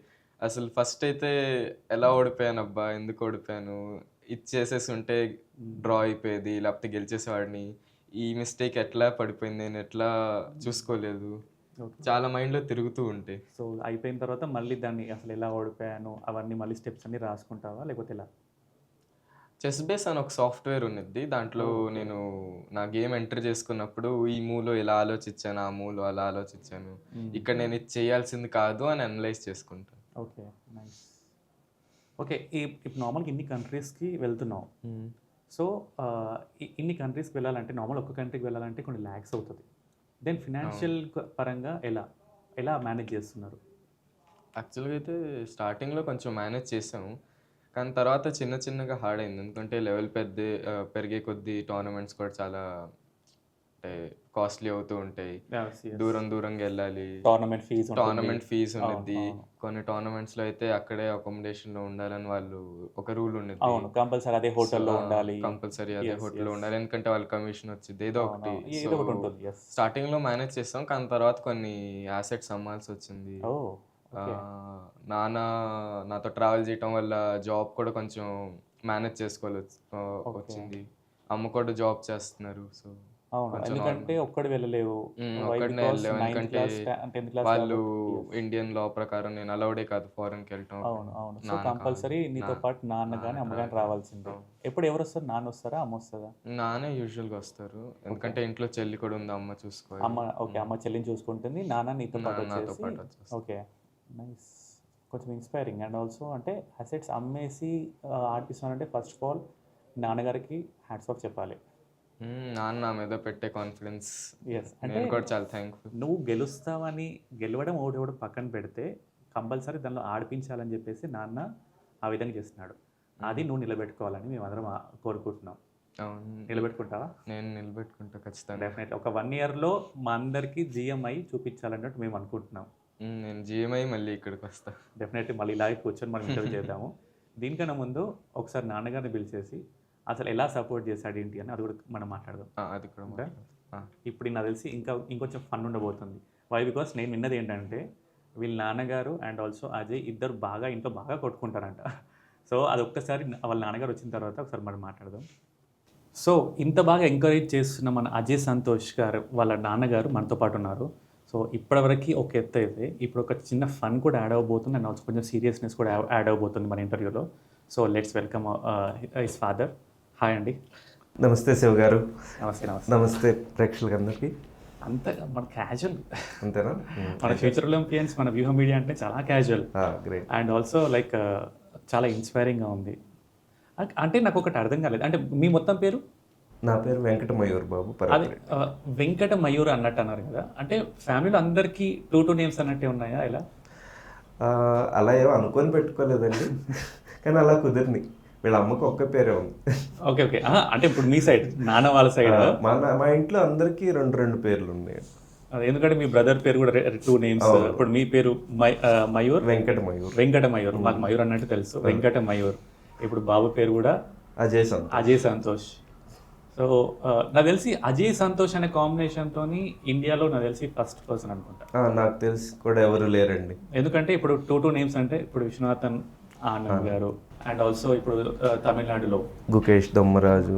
గుకేష్ అంటే ఓకే ఓ సింగిల్ నేమ్ తోని అలా పోర్ట్రే అవుతుంది. But I think next Praggnanandhaa Ramesh Babu. కాకపోతే అదే వీళ్ళందరూ నార్మల్గా ప్రజ్ఞానంద. ఇప్పుడు నెక్స్ట్ ఒక డబుల్ నేమ్ మన ఇండియా అందరికి ఒక ఫేమస్ పర్సన్ విశ్వనాథన్ ఆనంద్. ఆ తర్వాత అజయ్ సంతోష్. ఇప్పుడు నెక్స్ట్ ఆ ప్లేస్ లో మిమ్మల్ని ఊహించకూడదు. మీ అందరి ఆశీర్వాదాలు ఉంటే అదే జరగాలని మేము కోరుకుంటున్నాం. డెఫినెట్లీ అండి, అందరి సపోర్ట్ డెఫినెట్లీ ఉంటుంది. సో నార్మల్గా ఇంట్లో టామ్ అండ్ జెర్రీ ఎలా ఉంటారా, ఎలా ఉంటారు? మగ పిల్లలందరూ వాళ్ళ అమ్మ సపోర్ట్తోనే ఉంటారు కాబట్టి అది టామ్ అండ్ జెర్రీ అనాలో లేదో తెలియదు, కానీ కొంచెం అది ఉంటుంది. ఇంట్లో అల్లరి చేస్తాడా లేకపోతే? ఎందుకంటే చెస్ ప్లేయర్స్ నార్మల్గా చాలా సైలెంట్గా ఉంటారు. సో ఇంట్లో అల్లరి అలా ఎక్కువ ఉంటుందా, నార్మల్గా ఉంటుందా? అల్లరి అంటే మా పిల్లలిద్దరూ లక్కీగా అంత అల్లరి వాళ్ళు కాదు, కానీ they have their wittiness. Okay, మీరు కొత్తగా తక్కువగా మాట్లాడుతున్నారు కాబట్టి నెక్స్ట్ టైం వచ్చేటప్పటికి అసలు రూపం బయటకు వచ్చేస్తాం మొత్తం. అప్పుడు ఒక ట్రాన్స్పరెన్సీ, అమ్మ అసలు లాస్ట్ టైం మాట్లాడి నువ్వేనా అంటే ఒక క్వశ్చన్ అనుకోవాలి. ఓకే, చూద్దాం నెక్స్ట్ టైం జిఎం అయిన తర్వాత మారుస్తా, అప్పుడు మాట్లాడతాను నేను. అంటే నార్మల్గా ఇప్పుడు 2 పిల్లలు అన్నారు కదా, పాప బాబు. బాబు పెద్దవాడు, ఓకే, పాప 2 years చిన్నది. దెన్ మరి పాపకి చెస్ అలా పెట్టలేదా? అదే ఇదే చేయాలని ఏముందండి, వాళ్ళ ఇంట్రెస్ట్ని బట్టి వాళ్ళు చేయటమే. పాప కూడా తన ఇంట్రెస్టెడ్ స్పోర్ట్స్ ఆర్ట్స్లో బాగా చేస్తుంది. సో అన్నయ్య ఆడుతున్నాడు, చెస్ ఆడుతున్నాడు, నేను కూడా ఆడాలి అలా అలాంటి పీర్ ప్రెషర్ ఏమీ లేదు. బట్ ఆడుతుందా పాప కూడా? పాప కూడా decent player. Okay, but not professional. She likes, she place. ఏంటంటే పేషెన్స్ లెవెల్స్ మీద డిపెండ్ అయి ఉంటుందండి. ఇంట్రెస్ట్ డెఫినెట్లీ, ఇంట్రెస్ట్ కంటే కూడా ఒకవేళ మీకు ఇంట్రెస్ట్ ఉన్నా కూడా చెస్ అట్లాంటి స్పోర్ట్స్ అంటే చాలా పేషెన్స్గా ఉండాలి. స్టాండర్డ్ గేమ్స్ అని ఉంటాయి, మీకు తెలిసే ఉంటుంది. వాటిలో ఒక్కొక్క గేమ్ తక్కువలో తక్కువ ఒక 2 సమూజ్జీలు ఉంటే కనీసం 4 గంటల నుంచి 6-7 గంటల వరకు కూడా వెళ్ళిన గేములు ఉన్నాయండి. ఈ వరల్డ్ కప్ జరిగినప్పుడు 6 గంటలు 7 గంటలు అనేది నార్మల్. 7 గంటల కంటే పైకి వెళ్ళడం కష్టం. దానికి కూడా కొన్ని ఫార్మాట్స్ ఉన్నాయి. వీళ్ళు మామూలుగా ఆడే ఫార్మాట్ ఏంటంటే 90 నిమిషాలు ఇస్తారు ప్రత్యర్థికి. తర్వాత 30 సెకండ్ల ఇంక్రిమెంట్ ఉంటుంది. దీన్ని ఫిషర్ సిస్టమ్ అని అంటారు. కానీ అలా కాకుండా కొన్ని టోర్నమెంట్స్లో ఇంకా ఎక్కువ టైం అవసరమైన టోర్నమెంట్లో ఈ వరల్డ్ కప్ అన్నా కానీ లేకపోతే వరల్డ్ ఛాంపియన్షిప్ మ్యాచెస్ కానీ ఇప్పుడు జరుగుతుంది. క్యాండిడేట్స్ వరల్డ్ ఛాంపియన్ని కంటెస్ట్ చేయడానికి ఒక 8 మంది టాప్ ప్లేయర్స్ని సెలెక్ట్ చేసుకొని వాళ్ళ మధ్య జరిగే టోర్నమెంట్ క్యాండిడేట్స్ అంటారు. ఆ టోర్నమెంట్లో గెలిచిన వాళ్ళని వరల్డ్ ఛాంపియన్ డిఫెండ్ చేసే వాళ్ళకి కాంపిటేటర్గా వెళ్తారు. అలాంటి టోర్నమెంట్స్లో ఏంటంటే ఎక్కువ టైం ఇస్తారు వాళ్ళకి. వాళ్ళ గేమ్స్ ఒక్కొక్కసారి 7:30 గంటలు 8 గంటలు వెళ్ళినా ఆశ్చర్యపడాల్సిన పని లేదు. అందుకని మెయిన్ నేను చెప్పాలనుకుంది ఏంటంటే పేషెన్స్ లెవెల్స్ చాలా ఉండాలి, అలాగే ఎనర్జీ లెవెల్స్ కూడా చాలా ఉండాలి. మామూలుగా మనం బ్రెయిన్ గేమే కదా, చేత్తో ఆడేది బ్రెయిన్తో ఆడేది, ఫిజికల్గా అవసరం లేదంటే కుదరదు. దీనిలో ఫిజికల్ కూడా స్ట్రాంగ్గా ఉన్న వాళ్ళే బాగా రాణించగలుగుతారు. చూస్తున్నారుగా పర్సనాలిటీ బాగానే ఉంది. నా క్వశ్చన్ అదే, ఎందుకంటే నార్మల్గా అబ్బాయిని చూస్తే ఒక ఫిజికల్ గేమ్ ఒక ఫిజికల్ స్పోర్ట్ ఆడే వాళ్ళు ఎలా ఉంటారో అలా ఉన్నాడు. సో నాకు తెలిసి ఇంకో ఫిజికల్ స్పోర్ట్లో కూడా ఒక ఇంటర్నేషనల్ లెవెల్ పంపించేసి ఇంకా ఒకదానికే మాకు సరిపోతుందండి. అలా అని కాదు, రోజు అంటే నాన్ స్పోర్ట్స్ డే అంటే నాన్ టోర్నమెంట్ డేలో కనీసం 2 గంటల నుంచి మినిమం 2 గంటలు ఫిజికల్ ఎక్సర్సైజ్ ఏదో ఒక రూపంలో తనకు ఉంటుంది. ఎందుకంటే ఇప్పుడు నా డౌట్ అదే అనమాట. వై బికాస్ ఇప్పుడు వేరే ఫిజికల్ గేమ్స్ ఏవైతే ఉన్నాయో దానికన్నా ఒక 1 అవర్ ముందు మనము ఏదో ఒక ఎక్సర్సైజ్ చేయడం ఇవన్నీ జరుగుతుంటాయి. బట్ చెస్లో మన కాన్సన్ట్రేషన్ అంటే ఫస్ట్ బ్రెయిన్ కొంచెం కూల్ అవ్వడానికి ఎక్సర్సైజెస్ అవి ఇవి ఉంటాయి. బట్ ఫిజికల్గా కూడా చేస్తే బాగుంటుందేమో అన్నట్టు చాలా చేస్తాడా? ఫిజికల్గా టోర్నమెంట్ డేలో నేను కూడా ఎంకరేజ్ చేయనండి. ఎందుకంటే టోర్నమెంట్ డేలో స్ట్రెయిన్ అవ్వటమే కాకుండా అంటే మీకు ఎలా చెప్పాలంటే ఒక టోర్నమెంట్ సీరియస్ టోర్నమెంట్ జరిగిందనుకోండి, ఒక మంచి ప్లేయర్ నిజంగా దానిలో సీరియస్గా ఆడిన ప్లేయరు ఒక 1.5 కిలో టు 2 కిలోస్ తగ్గిపోతారండి. ఇది సైంటిఫికల్లీ ప్రూవెన్. ఎందుకంటే మీరు కూర్చొని ఆడేటప్పుడు యూ కన్జ్యూమ్ మోర్ ప్రోటీన్. మన బ్రెయిన్లో ఉండే ప్రోటీన్ చాలా కన్జ్యూమ్ అవుతుంది. మీరేం చదువుకున్నారండి? నేను సివిల్ ఇంజనీరింగ్ చేసి మాస్టర్స్ చేశానండి. నేను ఐఐటి రూడ్కీలో మాస్టర్స్ చేశాను. దానివల్లే నార్త్ వెళ్ళాము, అక్కడే సెటిల్ అయిపోయాము. కాదండి, అంటే ఇప్పుడు ఐఐటి స్టూడెంట్ అయి ఉండి అంటే తర్వాత నార్మల్గా అంటే మీ గురించి అనట్లేదు, బేసిక్గా పేరెంట్స్ మెంటాలిటీ చెప్తున్నాను. అది ఐఐటి చదివిన పేరెంట్ మెంటాలిటీ నేను చూసిన వాళ్ళలో చాలామంది వాళ్ళలో. నేను ఐఐటి చదివాను, సో కంపల్సరీ నువ్వు కూడా ఎడ్యుకేషన్లోనే ఉండాలి. స్పోర్ట్స్ పరంగా వచ్చిన వాళ్ళు చాలా తక్కువ మంది చూశాను. బట్ మీరు ఎలా ఎంకరేజ్ చేశారు? అంటే మళ్ళీ చదవాలి నువ్వు ఆ స్పోర్ట్ వద్దు అన్నట్టు ఎప్పుడు అంటే మీరు ఎప్పుడు చెప్పారా? అసలు ఎలా ఉండేది, అసలు ఎలా స్టార్ట్ అయింది జర్నీ? జర్నీ చాలా సింపుల్ అండి. జర్నీ అందరూ పిల్లల్ని మిగతా డిస్ట్రాక్షన్స్ నుంచి తప్పుగా ఉండటానికే బోర్డ్ గేమ్ స్టార్ట్ చేయించాము సరదాగా. ఆ సరదా ఇప్పుడు చాలా సీరియస్ అయి కూర్చుంది. కానీ నేను చిన్న విషయం చెప్పాలనుకుంటున్నాను. మన ఇండియాలో పేరెంట్స్ స్పోర్ట్స్ వైపు వెళ్ళడం తక్కువేనండి. అది కూడా ఎక్స్ట్రా కరిక్యులర్ యాక్టివిటీస్ స్కూల్లో ఉంటేనో చుట్టుపక్కల వాళ్ళ బంధువులు వాళ్ళ ఫ్రెండ్స్ ఎవరో ఆడిస్తుంటేనో తప్పితే వాళ్ళంతటా వాళ్ళు పిల్లల్లో ఇది వాడికి ఇంట్రెస్ట్ అని ఆడించరు. ఎక్స్ట్రా కరిక్యులర్ యాక్టివిటీ కూడా మనం అవైలబిలిటీ బేస్డ్గా అవకాశం ఉన్నదాన్నే చూజ్ చేసుకుంటాం. మనం చెప్పాలంటే మన కాలేజ్ టైంలో ఆప్షనల్ సబ్జెక్ట్ అని పెట్టి ఒకటే ఉంటుంది కదా, అలాగే ఇప్పుడు మన స్పోర్ట్స్ కూడా. ఇది యాక్చువల్గా మారాలండి. మీలాంటి వాళ్ళు దాన్ని మార్చాలి. ఎందుకంటే ఒక పేరెంట్గా నేను మారితే సరిపోదు కదా, చాలామంది పేరెంట్స్కి అది తెలియాలి. మనకి పిల్లల్లో చైనాలో కానీ రష్యాలో కానీ అమెరికాలో కానీ ఆ పిల్లలు దేనికి సూట్ అవుతారో సెలెక్ట్ చేసి వాళ్ళు దానిలో ట్రైన్ చేస్తారండి. ఇండియా ఇక్కడ కూడా వాళ్ళతో తక్కువైన కంట్రీ కాదు, జనాభాలో ఎటు కాదు. నాకు తెలిసి చైనాలో అనుకుంటా రూల్ నార్మల్గా ఎవరైనా కిడ్ ఒక గేమ్లో ఒక మంచి ఒక పొజిషన్లో ఉన్నారు అంటే కనుక గవర్నమెంట్ వాళ్ళు తీసుకెళ్ళిపోతారు. అవునండి, ఇది చైనాలోనండి. చైనాలో చాలామంది ప్లేయర్స్ ఉన్నారండి. ఇప్పుడు బాస్కెట్బాల్లో కానీ స్విమ్మింగ్లో కానీ ఇప్పుడు ఎవరైతే మీకు ఒలింపిక్ మెడల్స్ కానీ టాప్ లెవెల్లో చైనీస్ ప్లేయర్స్ ఉన్నారో వాళ్ళందరినీ కూడా చైనా గవర్నమెంట్ ఒక రకంగా చెప్పాలంటే వాళ్ళని దత్తత తీసేసుకుంటుందండి. ఇప్పుడు అంటే ఇంత ఇంటర్నేషనల్ గేమ్స్ ఆడాడు కదా, గవర్నమెంట్ నుంచి సపోర్ట్ ఎలా ఉంది? అంటే లైక్ ఇండియన్ గవర్నమెంట్ కానివ్వండి, ఇప్పుడు మీరు యూపీ తరఫు నుంచి ఆడుతున్నారు కాబట్టి యూపీ గవర్నమెంట్ తరఫు నుంచి కానివ్వండి. గవర్నమెంట్ సపోర్ట్ అంటే గవర్నమెంట్ సపోర్ట్ కొంతవరకే సీమితమై ఉంటుందండి. ఎలా అంటే ఎట్లా అయితే నేషనల్స్ మనం ఆడి మనవాడు నేషనల్స్లో కూడా సెకండ్ వచ్చిన్నాడు.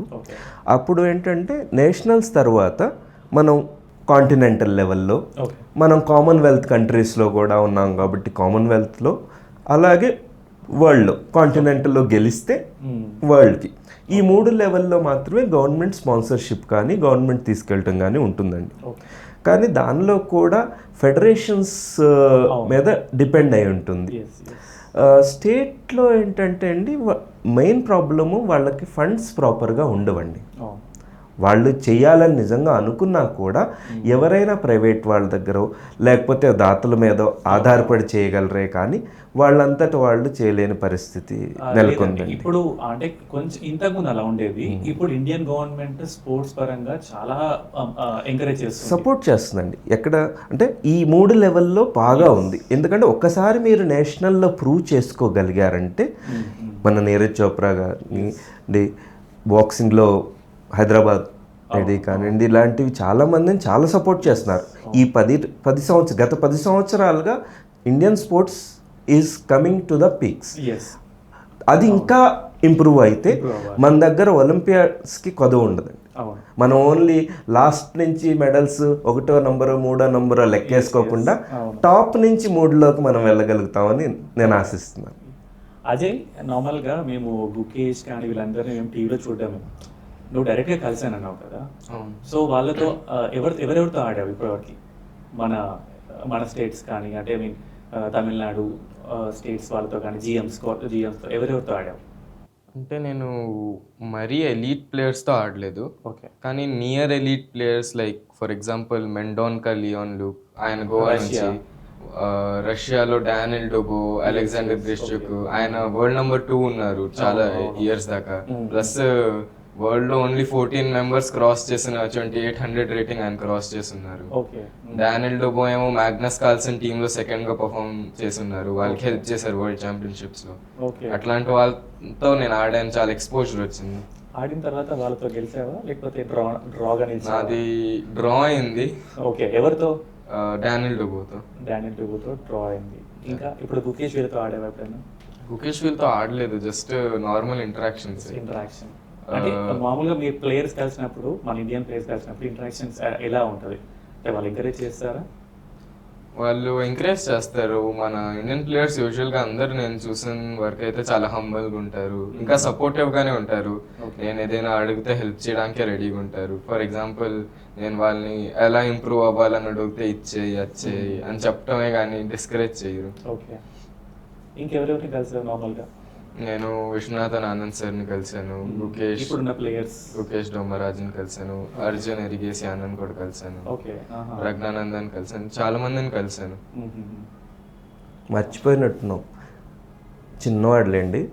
8.5 years వయసులో అప్పుడే చెస్ స్టార్ట్ చేసినప్పుడు ప్రజ్ఞానంద సైమల్ మ్యాచెస్ అంటాం. దానిలో అంటే అఫ్ కోర్స్ అతను ఒక 28 మందితో ఆడాడు. ఆ 28 మందిలో వీడు కూడా ఒకడు. ఏమైంది అప్పుడు? వాడికి వచ్చిపోయాడు, డ్రా అయిపోయింది. ఇంక ప్రజ్ఞానందానే డ్రా చేశాను, మిగతా వాళ్ళందరిని ఓడిచ్చేస్తాను అనుకున్నాడు. అదే ఒక ఎలా ఉంటుందంటే, ఓకే నేను ఓడించాను, నేను ఇంకా ఎగ్జాక్ట్లీ బట్ నా కొడుకు కదా అనలేకపోయాను అంతే.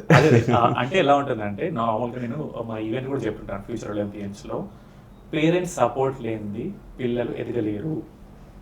సో ఇందాక బాబు చెప్తున్నాడు అనమాట, నాన్న నాకు చాలా సపోర్ట్ చేశాడు, అలా చెప్పాడా? స్కూల్స్ కానీ ఎవ్రీథింగ్ అంతా ఎలాగైనా పర్లేదు, గేమ్లో కంపల్సరీ కాన్సన్ట్రేట్ చేయాలి అని చెప్పి అని కూడా చెప్పాడు. అంటే ఫినాన్షియల్గా కూడా కొన్ని అసెట్స్ అమ్మాడు నాన్న అని చెప్పి అన్నప్పుడు కొంచెం చాలా బాధ వేసింది. అంటే గవర్నమెంట్ నుంచి సపోర్ట్ లేకనా, లేకపోతే ఎవరిని కాంటాక్ట్ అవ్వాలో తెలియకనా? రెండు అనొచ్చండి. గవర్నమెంట్ నుంచి ఒకళ్ళు బాగా ఎదిగిన తర్వాత సపోర్ట్ అయితే రావచ్చేమో, కానీ ఎదిగే ప్రహాసనంలో సపోర్ట్ తక్కువ అండి. అంటే ఇంటర్నేషనల్, ఇప్పుడు నార్మల్ ఇక్కడ ఆడడం వేరు, ఇంటర్నేషనల్ గేమ్స్ ఆడేటప్పుడు మన టికెట్ కాస్ట్ కానివ్వండి, ఇంకోటి బాబు 9th క్లాస్ కాబట్టి 8th 9th క్లాస్ కాబట్టి ఒక్కడిని పంపించరు. That is not allowed. ఫ్లైట్స్లో కానివ్వండి, కంట్రీస్లో కానీ 16, 17 ఈవెన్ 18 సంవత్సరాల సింగిల్ గా చాలా కష్టం ట్రావెల్ చేయడం నాట్ అలౌడ్. దాంతోపాటు మీరు కూడా వెళ్ళాలి. నార్మల్గా అప్ అండ్ డౌన్ మనకి నార్మల్గా ట్రావెలింగ్ ఛార్జెస్ పెరుగుతాయి, ఇదంతా చాలా ఉంటుంది. సో ఎలా మేనేజ్ చేస్తారు అసలు? మొదట్లో 2023 అప్పుడు నా పాత సేవింగ్స్ ఉంటాయి కదండి, వాటితో మేనేజ్ చేసాం. తర్వాత స్లోగా వీటితో ట్రావెల్ చేయటం వల్ల జాబ్కి కూడా న్యాయం చేయలేకపోతుంటాం కరెక్ట్గా. పెయిడ్ లీవ్స్ ఎన్ని తీసుకోగలుగుతాం, నాన్ పెయిడ్ లీవ్స్ కూడా. తర్వాత ఇది అందరూ, ఇది నా ఒక్కడే జర్నీ కాదులేండి, ప్రతి స్పోర్ట్స్ ప్లేయర్ సక్సెస్ఫుల్ ఆ జర్నీలో ఉన్న ప్రతి పేరెంట్ లింక్ చేసుకోగలరు అనుకుంటున్నాను. రియల్ అంటే మీరే కాదు, అంటే మీతో పాటు ఇంకొక ఫేమస్ ప్లేయర్ మన క్రికెట్ లో నితీష్ కుమార్. అవునండి, నితీష్ కుమార్ రెడ్డి వాళ్ళ నాన్నగారు కూడా చాలా స్టోరీ. అవునండి, కాకపోతే అక్కడ వాళ్ళ ఫాదర్ ఏంటంటే ఈవెన్ జాబ్ కూడా మానేస్తున్నట్టు విన్నాను. నేను యాక్చువల్గా లక్కీగా ఏంటంటే నేను చాలా సంవత్సరాల నుంచి ఒక ఫీల్డ్లో ఉండటం వల్ల నాకు జాబ్ కంప్లీట్గా వదిలేయాల్సిన పరిస్థితి అయితే రాలేదు. కానీ నాన్ పెయిడ్ లీవ్ ఎవరు కూడా మనం అక్కడ లేనప్పుడు జాబ్ చేయనప్పుడు జీతం అయితే ఇవ్వరు కదా, తీసేయాల్సిన పరిస్థితి రాలేదు. అంటే 20+ కంట్రీస్ అంటే తప్ప అనుకోకండి, నార్మల్గా బ్యాక్గ్రౌండ్ ఉందా? లేదండి, మాది చాలా నార్మల్ ఫ్యామిలీ. మా నాన్నగారు కూడా చిన్న ఇదిలోంచి వచ్చారు. మాది మీకు తెలుసో లేదో ప్రకాశం జిల్లా, ఇప్పుడు బాపట్ల జిల్లా అయింది. చీరాల దగ్గర చిన్నగంజామ మండలంలో సోపిరాల అని చిన్న విలేజ్ అండి. అక్కడ నుంచి వచ్చామండి. మా తాతయ్య గారు వ్యవసాయం, నాన్నగారు బ్యాంకులో చిన్న జాబు. ఆయన మమ్మల్ని బాగా చదివించారు, అదే మాకు ఆస్తి. దాని నుంచి మేము ఉద్యోగాలు చేసుకుని సంపాదించుకుంది. కాకపోతే ఏంటంటే ఉందా లేదా అనేది కంటే వాడి ప్యాషన్ ఉంది, నాకు వాడి నమ్మకం, నాకు గ్యారంటీగా వాడు అనుకున్నది సాధించగలిగే శక్తి సామర్థ్యాలు భగవంతుడు వాడికి ఇస్తాడని నమ్మకం. సో ఆ నమ్మకాన్ని నిలబెట్టుకోవాలని మేము అందరం కూడా అనుకుంటున్నాం. నేను కూడా అలానే చేయాలి, డెఫినెట్లీ చేయాలి. ఎందుకంటే ఇప్పుడు చాలా మంది పేరెంట్స్, నీకు తెలియదు అజయ్, మేము రెగ్యులర్ ఈవెంట్లో చూస్తుంటాము, ఎలా ఉంటారంటే compulsory education must, obviously education must ఉండాలి. At the same time sport అనేది కూడా కంపల్సరీ ఉండాలి. వై? బికాస్ ఇప్పుడున్న జనరేషన్లో ఫోన్స్ అనేది చాలా అడిక్ట్ అవుతున్నారు. నేను ఫోన్స్ గురించి అడగాలనుకుంటున్నాను, దీని తర్వాత అడుగుతాను.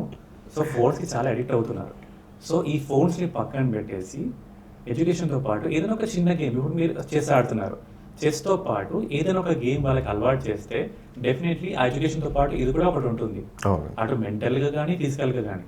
సో ఇలా ఉంటుందని చెప్పేసి అదే మోటోతో మేము స్టార్ట్ చేసాము. అండ్ ఈ ఫ్యూచర్ ఒలింపియన్స్లో ఒక ఫ్యూచర్ ఛాంపియన్ దొరికాడు మాకు. ఆల్రెడీ ఛాంపియన్, ఒక జిఎం అయిన తర్వాత ఒక ఫ్యూచర్ ఛాంపియన్ అనుకోవచ్చు. కమింగ్ టు ఫోన్స్, ఎందుకంటే మా ఈవెంట్లో the best part and also మా మోటో కూడా అదే అనమాట, say no to phones, yes to sports. So ఇప్పుడు ఇది మీ వరకు వచ్చేసరికి ఎలా ఉంటుంది? ఇంట్లో ఫోన్ వాడతాడా? ఫోన్ అవసరానికి వాడతాడండి. ఓకే, ఫ్రెండ్స్తో కమ్యూనికేట్ చేసుకోవాల్సి ఉంటాయి. ఇంకా చెప్పాలి కాకుండా రీల్స్ అనేది, రీల్స్ వాటి జోలికి తక్కువేనండి, అస్సలు వెళ్ళదు అని చెప్పడం అబద్ధం అవుతుంది. కానీ తనే చెప్తాడు నేను ఈ కాసేపు వర్క్ చేస్తాను. ఈవెన్ తను రీల్స్ వాటికంటే కూడా యూట్యూబ్ కానీ ఒక హాఫ్ అన్ అవర్, ఎందుకంటే రీల్స్ అట్లాంటివి 30 seconds 20 seconds ఉండటం వల్ల ఎన్ని గంటలు చూసారో కూడా వాళ్ళకి తెలియని పరిస్థితి అండి. ఈవెన్ వాళ్ళ పిల్లల్ని ఎందుకండి, పెద్దవాళ్ళ పరిస్థితి కూడా అదే. అందుకని తనే చెప్తాడు నాకు, దాని అన్నిటికంటే ఒక చిన్న వెబ్ సిరీస్లో ఒక హాఫ్ అన్ అవర్తో 45 minutesతో చూస్తే రిలాక్స్ అవ్వాల్సి ఉంటుందండి. అంటే ఫోన్ అని ఎప్పుడు చెప్తా, నార్మల్గా ఎంత చెప్పినా కానీ మనం సే నో టు ఫోన్స్ అన్నా కానీ ఇప్పుడున్న జనరేషన్లో ఫోన్స్ అనేది మ్యాండేటరీ. ఎందుకంటే వీళ్ళకి ఇచ్చే హోంవర్క్స్ కానీ ఇదంతా మనకు ఫోన్లోనే, ఇప్పుడు డైరీలో కూడా రాయట్లేదు. ఆఫ్టర్ పాండమిక్ కంపల్సరీ అయిపోయింది, యాప్లోనే చూసుకోవాలి. పిల్లలే నార్మల్గా ఫోన్ తీసుకొని వాళ్ళ హోంవర్క్ చూసుకుంటున్నారు. అంటే మంచి కోసం ఎలా వాడుతున్నామో చెడు కోసం అలా వాడుతున్నారు. మనం ఆ చెడు కోసం వాడకుండా ఫోన్ వాడేది ఏదైతే ఉందో ఆ 1 hour కాస్త కొంచెం మంచి పరంగా అలా వాడితే కొంచెం అందరికీ యూజ్ అవుతుంది అన్నట్టు కొంచెం మంచి మోటివేషనల్ కానీ. ఎందుకండి వాళ్ళకి కానీ చెస్ అనే కాదండి, ఏదైనా ఒక మంచి గేమ్ అలవాటు అయిందంటే పిల్లలకి, ఇప్పుడు పిల్లలు చాలా మనకంటే చాలా అడ్వాన్స్డ్గా తెలివిగా ఉన్నారండి. అండ్ వాళ్ళకి ఈజీ యాక్సెసిబిలిటీ. మనకు ఒకప్పుడు ఫోన్ వస్తే అన్ని ఫంక్షన్స్ అన్నీ ఏంటండి 50% ఫంక్షన్స్ కూడా తెలిసేవి కాదు. ఇప్పుడు 3 సంవత్సరాల కిడ్కి మీరు ఫోన్ ఇచ్చినా ఒక మేబీ 3 daysలోనే అన్నీ తెలిసేసుకుంటారేమో. యూట్యూబ్ ఎలా ఓపెన్ చేయాలి మొత్తం తెలిసేసి. 3 years ఏంటండి, 1.5 year కిడ్ నార్మల్గా ఫోన్ ఒకసారి చూపిస్తే చాలు, ఓపెన్ చేయడం, లాక్ ఓపెన్ చేయడం, యూట్యూబ్ ఓపెన్ చేయడం, ఏదో ఒక రైమ్ పెట్టుకొని చూడడం. అంటే ఇది కొంచెం పోవాలి. మనకి నార్మల్గా ఎలా అంటే ఒక 3 to 4 years వరకు పిల్లలకి అసలు ఫోనే ఇవ్వకూడదు. ఇంకా చెప్పాలంటే ఆ వయసులో ఫిజికల్ గేమ్స్ వెళ్ళటమే మంచిదండి, మంచిది బోర్డ్ గేమ్స్ కంటే కూడా. ఇప్పుడు ఫిజికల్ గేమ్స్ ఆడి ఈ స్టేజ్కి వచ్చాడు, చేసుకొచ్చాడు. సో ఎప్పుడైనా అనిపించిందా, అరే ఈ ఫినాన్షియల్గా ఇదంతా చూస్తున్నాను వద్దురా అని ఎప్పుడన్నా చెప్పారా? ఇంకా చేస్తూ లేదండి, తనకి ఇప్పుడు అట్లా చెప్పలేదు. ఎందుకంటే తనలో ఒక తెలియని ప్యాషన్ ఉందండి. వాడు కనిపించినంత కామ్గా అలా ఏం తెలియనట్టుంటాడు, కానీ వాడిలో ఆ ప్యాషన్ ఉంది. ఎందుకంటే చిన్న ఎగ్జాంపుల్ చెప్పాలనుకుంటున్నాను. స్టార్టింగ్లో 2018 లాస్ట్ అండ్ 19లో స్కూల్కి వెళ్ళేవాడు. 3:30కి వీళ్ళు 2:30కి వదిలేస్తారు, 3 కల్లా స్కూల్ నుంచి వచ్చేవాడు.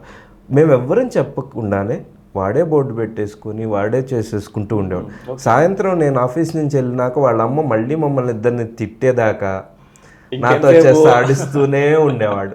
అంటే వాడిలో నుంచి అది వచ్చింది. మేబీ ఆ టైంలో నన్ను ఓడించాలనుకుని చేసేవాడో దేనికి చేసేవాడో వాడికి తెలియాలి, కానీ ఓడించాలి, నాన్నని ఓడించాలి నేను, ఒక పట్టుదల అంతేనా? అంటే నార్మల్ ఎన్ని గేమ్స్ ఆడుంటారు మీ ఇద్దరు?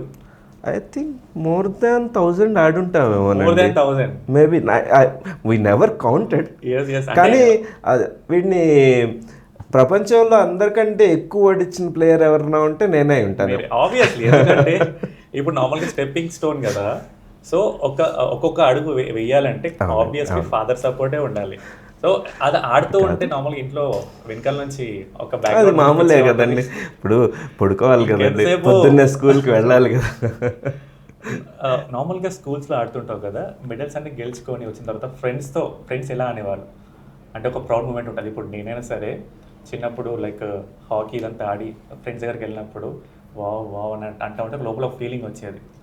నార్మల్గా అంటే లైక్ ఇవన్నీ ఎవ్రీ మెడల్స్ వచ్చిన తర్వాత ఓకే ఇప్పుడు వచ్చాయిలే అన్నట్టు అలా ఫీల్ అవుతావా, లేకపోతే ఎలా ఫీల్ అవుతావు? యాక్చువల్గా కోర్స్ చిన్నప్పుడు అప్పుడు మెడల్స్ వస్తే చాలా మంచి ఫీలింగ్ వచ్చేది. ఎందుకంటే నేను అందరు స్పోర్ట్స్లో ఉంటారు కదా, అప్పుడు నేను ఒక ఆడ్ కేస్ స్పోర్ట్స్లో ఆ ఏజ్లో 9 years ఏజ్లో మెడల్స్ రావటం నాకు చాలా బాగుంది అనిపించేది. కానీ ఆ మెడల్తో గుర్తు కూడా వచ్చేది, నేను వీళ్ళతో ఓడిపోయా, వాళ్ళతో ఓడిపోయా, వీళ్ళు నెక్స్ట్ ఓడించాలి, ఓడిపోయావు కాబట్టి నెక్స్ట్ వాళ్ళని వాళ్ళతో ఎలా గెలవాలి అనే ఒక ఆలోచన వస్తుంది చూసావా, అది కావాలి మేము. సో ఓడిపోవడం కంపల్సరీ ఓడిపోతాం. సో ఓడిపోయిన తర్వాతనే మనం ఆ మిస్టేక్స్ తెలుసుకుంటాం. ఆ మిస్టేక్స్, ఆ జర్నీ మనకి ఇంపార్టెంట్ అనమాట. సో ఐ థింక్ మీ నాన్నగారు అన్నీ చెప్పే ఉంటారు, నేను సపరేట్ మనం చెప్పాలి లేదండి లేదు. బట్ ఎవ్రీడే నేను చూస్తుంటారు కాబట్టి మీ నాన్నగారికి నీ గురించి ఇంకా ఎక్కువ తెలుసు. బట్ మమ్మల్ని కాకుండా మన ఇండియాని కూడా ఒక ప్రౌడ్ మూమెంట్కి తీసుకురావాలి. నా గోల్ అదే, వరల్డ్ ఛాంపియన్ అవటం, ఇంకా ఇండియాని ఒలింపియాడ్లో రిప్రజెంట్ చేయడం. సో బాగుందండి, మీ ఇద్దరి జర్నీ చాలా బాగుంది, చాలా ఇన్స్పైరింగ్గా ఉంది. థ్యాంక్ యూ అండి. ఓకే, ఇప్పుడు నెక్స్ట్ ఎక్కడెక్కడ ఉన్నాయి మళ్ళీ games tournaments? Next coming tournament థాయిలాండ్లో ఆడతాడండి. 11వ తారీఖు, ఈ నెల 11వ తారీఖు నుంచి 19వ తారీఖు వరకు ఉంది. తర్వాత మళ్ళీ రాగానే అజర్బైజాన్ బాకు ఓపెన్ అని ఒక మంచి టోర్నమెంట్, ఆ టోర్నమెంట్కి వెళ్ళాలి. అంటే యాక్చువల్గా ఇప్పుడు తన జర్నీ ఎలా ఉందంటే ఎంత తొందరగా తను చేసుకోగలిగితే అంత తొందరగా ముందుకు జిఎం అవుతాడు. ఒక్కొక్క స్టెప్ వెళ్తూ ఉండాలి కదండి. ప్రెషర్ ఉందా? యాక్చువల్గా ప్రెషర్ ఏం లేదు, కానీ వార్ సిచ్యువేషన్స్ వల్ల టోర్నమెంట్స్ ఆడలేకపోతున్నానన్న ఒక బాధ ఉంది. Okay, no problem. మనకి వార్ అంటే మళ్ళీ ఇంకొన్ని డేసే, దాని తర్వాత మళ్ళీ మన జర్నీ మనదే. సో దానికి ముందే ప్రిపేర్ అవుతూ ఉండాలి. సో ఒక్కటి ఏంటంటే ఇప్పుడు మా అందరితో నేను చూస్తున్నాను నార్మల్గా ఎలా ఉంటుందంటే గెలిచిన తర్వాత ఆ హెడ్ వెయిట్ మనకి రాకుండా ఉంటే అదే చాలు, you will be the success person నా ఒపీనియన్లో. చెస్లో అది రాలేదులేండి, ఎందుకంటే ప్రతిసారి ఎన్నిసార్లు గెలిచినా మళ్ళీ వాడు ఖచ్చితంగా ఓడిస్తాడేమో అనే ఒక భయం ఎప్పుడు ఉంటుంది కాబట్టి వాళ్ళు దగ్గర పెట్టుకొని జాగ్రత్తగా ఉండటం అనేది వస్తుంది. వీళ్ళు మోస్ట్లీ చెస్ ప్లేయర్స్ కొంతమంది రూడ్గా ఉంటారేమో కానీ తక్కువ మంది వాళ్ళు టాప్ ఎలైట్స్లో. మ్యాక్సిమం అట్లీస్ట్ తను చెప్పినట్టు ఇండియాలో మన రూట్స్ అలా ఉంటాయండి. తొందరపడి ఇది రెండోది వీళ్ళు అసలు మాట్లాడడమే తక్కువ అండి. మీతో చాలా బాగా మాట్లాడేశాడు, నేను ఇలా మాట్లాడతాడో లేదో అనుకున్నాను. స్టార్టింగ్లో అదే చెప్తున్నాను, చెస్ ప్లేయర్స్ చాలా సైలెంట్గా ఉంటారు. నార్మల్గా చెస్ ప్లేయర్తో ఒక ఇంటర్వ్యూ అనగానే బాబు చాలా సైలెంట్ ఉంటాడు, ఎందుకంటే చెస్ ప్లేయర్స్ సాధారణంగానే సైలెంట్గా ఉంటారు. నిజం. ఇప్పుడు సైలెంట్గా ఇంటర్వ్యూ చేస్తామేమో అన్నట్టు అనుకున్నాను, బట్ బాబుని చూసి అలా లేడు. లేదు. సో కొంచెం బాగానే చాలా బాగా మాట్లాడాడు. అది మీతో బాగా కంఫర్ట్గా ఫీల్ అవడం వల్ల మాట్లాడేసినట్టు. సో ఇప్పుడు నార్మల్గా ఇప్పుడు నెక్స్ట్ టోర్నమెంట్స్ ఏవైతే ఉన్నాయో దానికి మరి, ఎందుకంటే ఇందాక కొంత బాబు చెప్పినట్టు మీరు చెప్పినట్టు అసెట్స్ కొన్ని తీసేసి వెళ్ళామన్నట్టు చెప్పారు. ఇప్పుడు మరి నెక్స్ట్ పొజిషన్ ఏంటి? నెక్స్ట్ యాక్చువల్గా ఏంటంటే గవర్నమెంట్కి కూడా రిక్వెస్ట్ చేస్తున్నామండి, కానీ గవర్నమెంట్లో ఉండే ప్రాసెస్లు చాలా డిలేడ్ ప్రాసెస్లు. అవుతాయి దేర్ హ్యావ్ అందేర్ నహి అంటారు కదండి, అలాగే. కానీ మన ప్రహాసనం చాలా డిలే అయిపోతుంది. అదే కానీ మనకి ఏదన్నా కార్పొరేట్స్ వాళ్ళ సిఎస్ఆర్ ఫండింగ్ సిస్టంతో చేయగలిగితే వాళ్ళకు కూడా తను మంచి అసెట్ అవుతాడు. ఎందుకంటే చాలా ఎంగేజ్లో ఉండటం, తన కోరిక చాలా బలమైంది. ఎవరైనా అప్రోచ్ అయ్యారా కొన్ని కంపెనీస్? ఎందుకంటే ప్రతి ఒక్కరి కంపెనీకి సిఎస్ఆర్ ఫండ్స్ ఉంటాయి. సో ఆ సిఎస్ఆర్ ఫండ్స్ ఏవైతే ఉన్నాయో స్పోర్ట్స్ ప్లేయర్స్కి కానీ వీళ్ళందరికీ డొనేట్ చేస్తుంటారు. యాక్చువల్గా నాకు అలాంటి కమ్యూనికేషన్లు ఎవరు లేకపోవడం వల్ల ఇంతవరకు ప్రయత్నం చేయడానికి మొదలు పెట్టాను. ఇప్పుడు ఇక్కడికి వచ్చారు కాబట్టి మన ఇంటర్వ్యూ చాలా మంది చూస్తున్నారు కాబట్టి, చాలా మంది కంపెనీస్ చూస్తారు కాబట్టి, సో నెక్స్ట్ కాబోయే జిఎం, సో డెఫినెట్లీ కంపెనీస్ వస్తాయని నేనైతే అనుకుంటున్నాను. సో ఆ సిఎస్ఆర్ ఫండ్స్తో పాటు మన వ్యూవర్స్ కూడా చాలా మంది చూస్తున్నారు కాబట్టి ఒక మంచి సపోర్ట్ వస్తుంది అన్నట్టు అనుకుంటున్నాను నేను అదే ఆశిస్తున్నానండి. డెఫినెట్లీ అండి, మా సపోర్ట్ అయితే డెఫినెట్లీ ఉంటుంది. ఇంకేమన్నా చెప్పాలనుకుంటున్నావా మీ ఫ్రెండ్స్కి కానీ, నెక్స్ట్ రాబోయే చెస్ ప్లేయర్స్కి కానీ? అందరికీ సింపుల్గా చెప్పాలంటే మీరు అనుకున్నది మీరు చేయండి. పేరెంట్స్ కూడా చెప్పాలి. పేరెంట్స్ సపోర్ట్ చేయకపోతే పిల్లలు చేయలేటం కష్టం. నువ్వు అలా చెప్పావు అనుకో, పిల్లలందరూ ఇప్పుడు ఫుల్ మారం చేస్తారు, నాకు స్పోర్టే కావాలి అని అంటారు. అంటే అందరూ స్పోర్ట్స్ చేయలేరు, ఎందుకంటే అన్ని స్ట్రగుల్స్. చాలా మంది వరకు రావడం కూడా చాలా కష్టం. స్టేజ్ వరకు రావటం గురించే కాదు, మన ఇండియాలో స్పోర్ట్స్ క్రికెట్ తప్ప కొంచెం తక్కువనే. ప్లస్ అలా లేదు నాన్న, ఇప్పుడు ఎలా ఉందంటే మొన్న వరకు ఉండేది, బట్ ఎప్పుడైతే మనకి ఒలింపిక్స్లో మెడల్స్ వస్తున్నాయో, నీరజ్ చోప్రా గారు కానీ వీళ్ళందరూ ఒలింపిక్స్లో మెడల్స్ సాధిస్తున్నారో, వేరే గేమ్స్ కూడా కొంచెం ఈ మధ్య కొంచెం టర్న్ అవుతున్నారు. ఇప్పుడు నార్మల్గా మీ generation, I mean 8th 9th standard కదా, మీ జనరేషన్ వాళ్ళకి జావ్లిన్ త్రో కానీ షార్ట్ పుట్ కానీ చాలా ఇవన్నీ తెలియదు. కొంతమందికి అసలు షార్ట్ పుట్ కానీ డిస్క్ త్రో అని ఉండేది మనం ఆడుకునే టైంలో. అసలు డిస్క్ త్రో అంటే కూడా తెలియదు. ఐ థింక్ నీకు తెలుసో తెలీదు, నాకు తెలియదు. నేను విన్నాను కానీ ఇప్పుడు ఆడలేదు, ఎప్పుడు చూడలేదు అసలు డిస్క్ త్రో. అదే చెప్తున్నాను, ఎందుకంటే ఇప్పుడున్న జనరేషన్ వాళ్ళకి ఒలింపిక్స్ ఏవైతే గేమ్స్ ఉంటాయో ఆ గేమ్స్ నేమ్స్ కూడా వాళ్ళు వినుంటారు. కాకపోతే ఇప్పుడు కొంచెం మారుతున్నారు. షూటింగ్ లో వచ్చిన మెడల్స్, చాలా మెడల్స్ వచ్చాయి కాబట్టి India is changing and India is shining. చాలా చేంజ్ అవుతుంది, చాలా షైన్ అవుతుంది. అండ్ మీలాంటి వాళ్ళు ఇప్పుడు చెస్లో ఇప్పుడు ఎలా వచ్చావో, చెస్లో కూడా చాలా తక్కువ మంది చెప్పాలంటే, బట్ నువ్వు ఎలా షైన్ అయ్యావో ఇంకా చాలా మంది ఇప్పుడు ఇంకా వస్తారు. అండ్ నీకు కాంపిటీషన్ కూడా వచ్చే వాళ్ళు ఉన్నారు. బట్ ఎంత కాంపిటీషన్ అయినా కానీ చెస్ అనేది మైండ్ గేమ్. సో ఆ మైండ్ గేమ్ అది ఎలా ఆడతావో అది ఇంకా నీ చేతిలో ఉంటుంది. But all the very best. ఇంకా నెక్స్ట్ మన సిట్టింగ్లో జిఎంఐ ఇక్కడ వచ్చి కూర్చోవాలన్నట్టు నేను మనస్ఫూర్తిగా కోరుకుంటున్నాను. అండ్ సార్, నార్మల్గా పేరెంట్స్ అందరూ ఈ మధ్య ఎలా ఉన్నారో చూస్తున్నారు. సో మీరు పేరెంట్స్కి ఏమైనా చెప్పాలనుకుంటున్నారా? పేరెంట్స్కి నేను పెద్దగా చెప్పేది లేదండి. ప్రతి వాళ్ళకి వాళ్ళ పిల్లల గురించి వాళ్ళకే బాగా తెలుస్తుంది. వాళ్ళకి నిజంగా అవసరమైంది ఇవ్వండి, మీరు అనుకున్నదిగా. నేను చెప్పాలనుకున్న అంత మాత్రం. నైస్. అంటే నార్మల్గా ఎలా అంటే ఇప్పుడు చెస్ అనే ఉంది. చెస్ కాకుండా నేను తెలుసుకుంది ఏంటంటే వీళ్ళ దగ్గర డైలీ మనం బ్రష్ చేస్తాం, స్నానం చేస్తాం, ఇది ఎలా అయితే రొటీన్ మన లైఫ్ చేస్తుంటామో దాంతోపాటు చెస్ కూడా డైలీ ఒక 1 hour, అంతే కదండి? అంతే, డైలీ ఒక 1 hour కంపల్సరీ. చెస్ అనే కాదు, మీ పిల్లలు ఎవరైతే ఒక స్పోర్ట్లో ఆడుతున్నారో ఆ స్పోర్ట్ కంపల్సరీ డైలీ ఒక 1 అవర్ అని టైం ఇవ్వండి. డెఫినెట్లీ మీ పిల్లోడు ఈ స్టేజ్కి వస్తాడు. ఈ స్టేజ్ కాకుండా ఇంకా నెక్స్ట్ GM లెవెల్కి ఎలా వెళ్తారో ఆ లెవెల్కి డెఫినెట్లీ వెళ్తారు, ఏదైనా స్పోర్ట్. బట్ డెఫినెట్లీ స్పోర్ట్ అయితే ఆడిపించండి నేను చెప్పాలనుకుంది అంతే. థ్యాంక్ యూ థ్యాంక్ యూ అండి, thank you so much, thank you so much నాన్న, all the very best. Thank you.